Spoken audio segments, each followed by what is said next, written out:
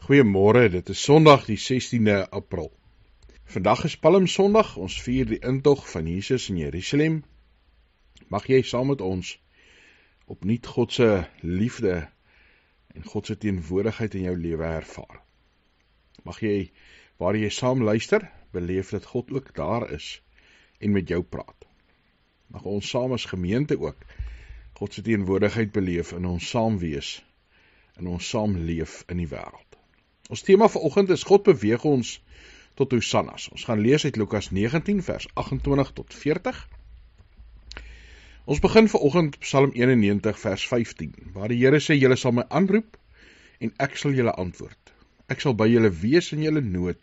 Ek sal julle red en ek sal in julle eer gee. Met 'n lang lewe sal ek julle versadig. Ek sal julle my verlossing laat ervaar. Het is my voorreg om jou te groet in die naam van die Vader en van die Seun en die Heilige Gees. Ja, dis die enige God wat vir ons genade en vrede skenk. Op 'n dag was daar 'n baie eenvoudige donkie wat deel geword het van Jesus se intog in Jerusalem. Van 'n baie groot gebeure wat in die Bybel opgeteken is, wat deur die eeue heen gevier word. Wat mense vandag nog vier elke jaar. Nie dat hy donkie op daai Vrydag of daai Sondag sou geweet het wat presies aan die gang is of wat rondom hom gebeur nie. En dan die Vrydag na die Sondag is Jesus se kruisiging wat die donkie waarskynlik geen idee van gehad het nie. Maar ons as mense is onderling verbind. Goed wat hier gebeur het 'n effek op ander dele in die wêreld. Goed wat ons doen het baie keer 'n effek op mense rondom ons. Leonard Sweet vertel die storie.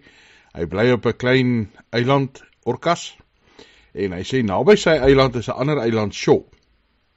En al van hierdie eilande is deel van die San Juan eilande en hulle is onderling verbind. En op 'n dag het 'n bok dit reg gekry om al die San Juan eilande in die donkerte te hul. Want wat gebeur het op Shaw eiland? Baie klein, daar is maar omtrent 50 karre in die hele eiland. Daar is nie eens meer as 2000 mense nie.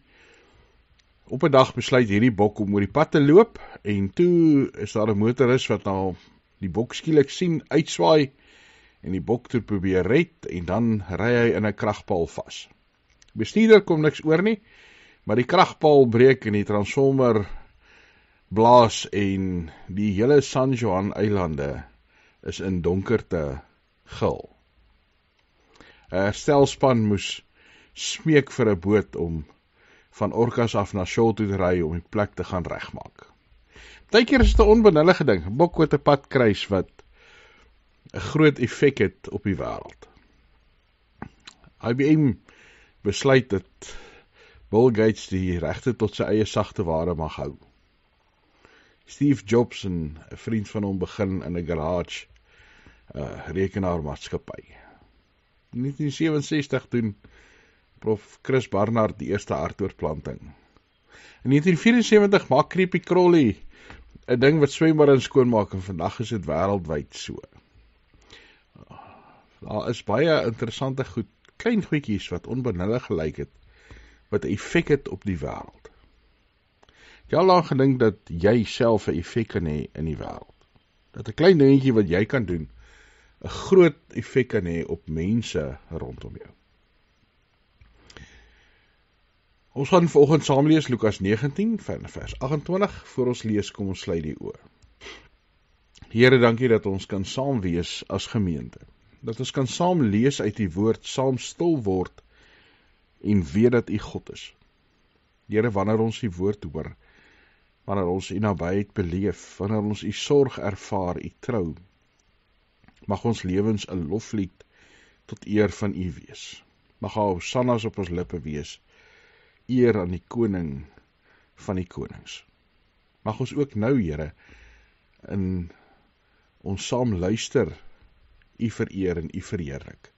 Mag ons fokus op dit wat U vir ons wil sê. Amen.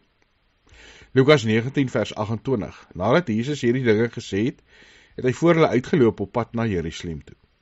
En toe Jesus naby Betfage in Betanië teen die Olyfberg kom, stuur hy 2 van sy disippels met 'n opdrag. Gaan uit die dorpie daar oorkant. By die ingang sal jy 'n vasgemaakte donkievol vind, wat niemand nog ooit opgesit het nie. Maak hom los en bring hom hierheen. En as iemand julle sou vra, waarom maak julle hom los, dan moet julle antwoord, die Here het hom nodig. Die 2 wat gestuur is, het daarin gegaan en het aangetref soos Jesus vir hulle gesê het. Hulle het die donkievol losgemaak, en toe vra sy eienaars vir hulle, waarom maak julle die donkievol los? En hulle het geantwoord, die Here het hom nodig. Hulle het toe die donkievol na Jesus geneem, en hulle boklere oor die donkievol gegooi, en Jesus laat opklim. En soos wat hy gery het, het hulle boklere op die pad voor hom oopgesprei.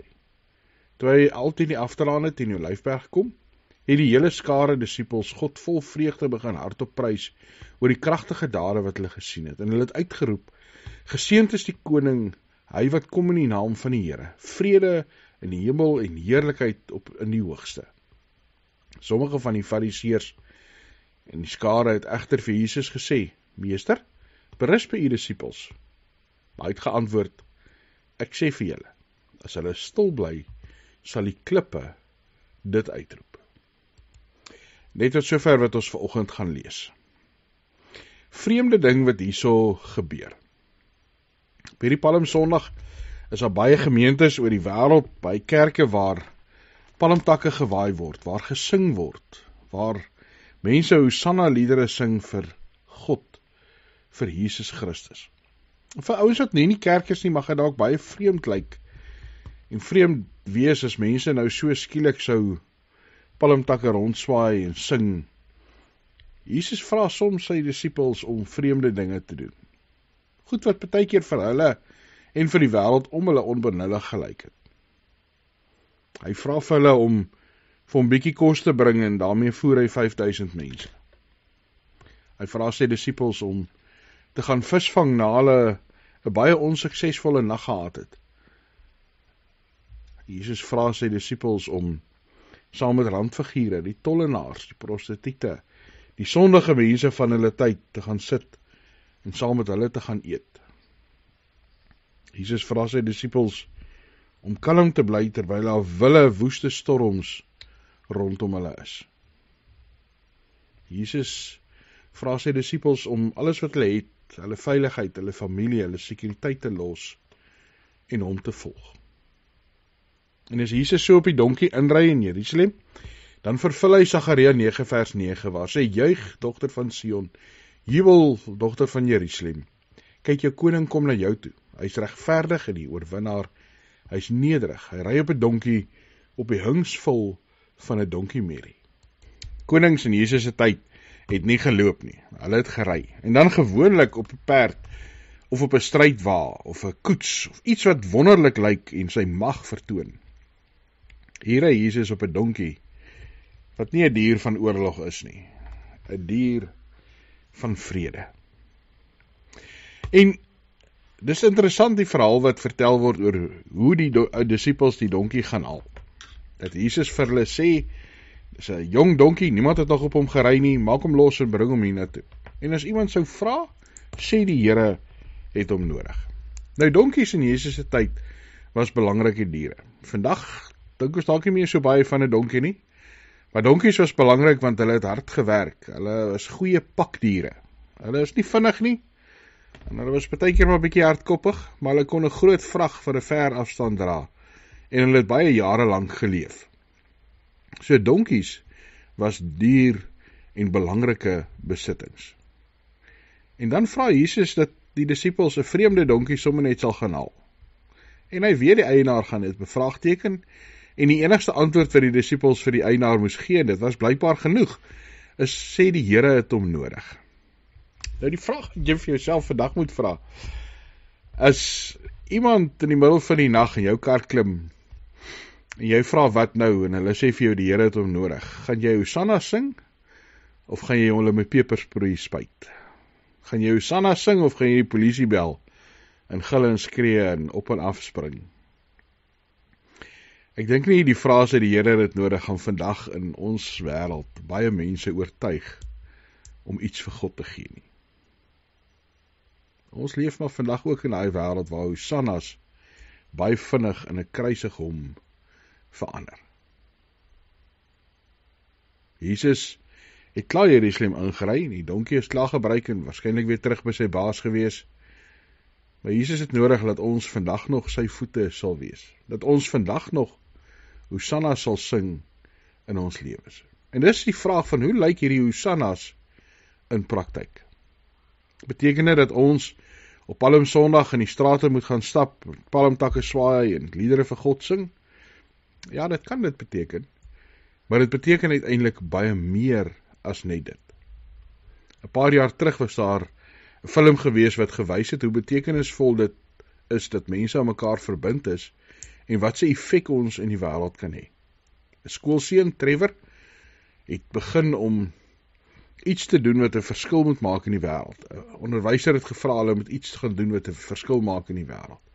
En dan sê sy plan is, hy wil vir 3 mense iets doen. Hulle met iets help, sonder dat hulle hom vra. En dan, as hulle hom wil betaal of wil vergoed, dan moet hy vir hulle sê, nee, gaan doen weer iets goeds vir 3 ander mense. En so is die wiskunde, dan word 9 mense gehelp, en as hulle 3 help, 27, en as hulle 3 help, 81, en so word het baie vinnig duisende mense wat gehelp word. En hy begin het doen, maar hy sien uiteindelik nie regtig 'n effek rondom hom nie. En later is daar 'n verslaggewer wat iets daarvan beleef en vir Trevor opspoor. En in die TV-program sê hy self, ag, hy het gehoop het werk, hy weet nie regtig of dit 'n groot verskil gaan maak nie. En dan is daar aan die einde van die film, gaan hy tragies dood, en is daar 'n klomp mense wat terugkom en kom dankie sê oor hy hulle lewe geraak het. Nou dis wat God van ons vra, die Hosannas wat ons moet leef, is om nou reeds iets vir ander mense te doen. Om God se hande en God se voete in die wêreld te wees. Om God se hart vir mense voelbaar en tasbaar te maak. Om God te laat vlees word. Jesus het klaar die prys aan die kruis betaal. Ons hoef nie mense te red nie. God het ons klaar gered. Maar ons moet gaan uitdeel God se liefde en God se genade wat vir ons daar is, ook vir ander mense. Ons moet op 'n praktiese manier die wêreld gaan aanraak en die wêreld 'n beter plek maak. Ja, daai een persoon wat jy help sonder dat hulle jou vra. Daai persoon vir wie jy iets gee wat hulle nodig het en waarvan jy dalk heelwat het ekstra het, waarmee jy sonder kan doen en sonder kan lewe. Die geheim is om te gaan liefde deel in die wêreld. Nog voordat ons dit ontvang het. En so sing ons vir God Hosannas, sing ons vir God lofliedere elke dag. Dit gaan nie net oor die liedere wat ons in die kerk sing nie. Ja, in die kerk sing is lekker en is goed en dit bou ons geestelik op. En ons moet dit doen. Ons moet nie ophou om dit te doen nie.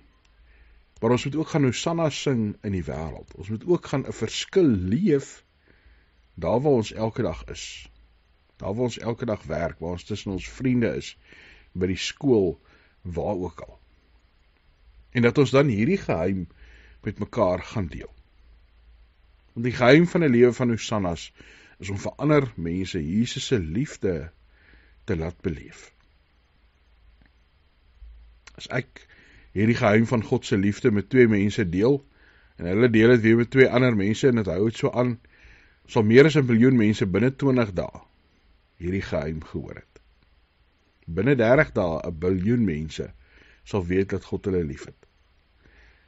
En as die wiskunde reg is dit binne 32 dae die hele wêreld weet van God se onvoorwaardelike liefde. Nou weet ons, dis in 'n ideale wêreld, want mense hou op. Mag ek en jy nie die wees wat ophou nie. Nie die wees wat God se liefde en God se Hosannas vir onsself hou nie. Maar mag ons die mense wees wat die Hosannas uitsing, wat die Hosannas uitleef, wat die Hosannas uitpraat, want God het ons lief. Jesus het die prys betaal, en dis wat Paasnaweek, dis wat die lydenstyd vir ons wil kom vertel, en ons weer opnuut kom herinner aan, dat God daar is, dat hy ons kom red het, en vir ons 'n verskil kom lewe het. Kom ek en jy gaan maak 'n verskil in die wêreld. Kom ons gaan leef anders. Kom ons gaan leef God se liefde vooruit. Gee dit vir ander, voordat ons dit by hulle ontvang het. Kom ons gaan wys vir ander dat daar 'n God is wat lewe, en hy is ons God. Daar is 'n God wat lewe, wat ook vir hulle lief het, en hulle wil deel hê van sy koninkryk. Amen. Here, dankie dat ons kan deel in u genade. Here, ons leef so maklik vir onsself en hou u genade en liefde net by ons. Mag ons dit prakties uitleef. Mag dit nie net liedere wees wat ons sing nie, maar liedere wees wat ons leef, liedere wat ons doen, dinge wat elke dag sigbaar en tasbaar is rondom ons. Mag mense u in ons ervaar en sien. Mag ons u konkreet maak in mense se lewens. Mag ons ook oop oë hê vir u teenwoordigheid in ons lewens. Here, dat ons nie net hulle wat buite die kerk is nie, maar ook mekaar sal ondersteun met liefde en met genade, met krag en met toewyding. Dankie Here dat ons kan saam bid vir mekaar. Ons is 'n gemeenskap waarvan van ons mense siek is. Here, lank siek is al, swaar het, seer het.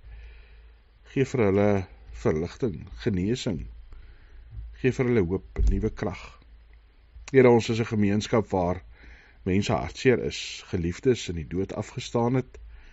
Here, vir wie die hartseer nog vars is. Vul daardie leemte met u liefde. Bied u vir hulle troos en hoop.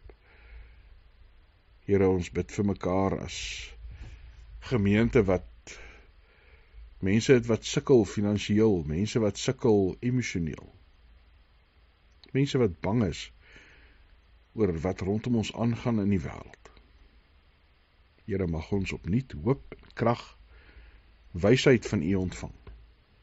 Dankie dat ons kan saam bid, ook vir ons regering, vir die wêreld, Here, vir die wêreldse regerders, waar die wêreld maar baie die mekaar en onderste bo is. In alles mag ons onthou, weet en sien dat u God is. In Jesus se naam. Amen. Ons sluit af met Psalm 91 vers 9.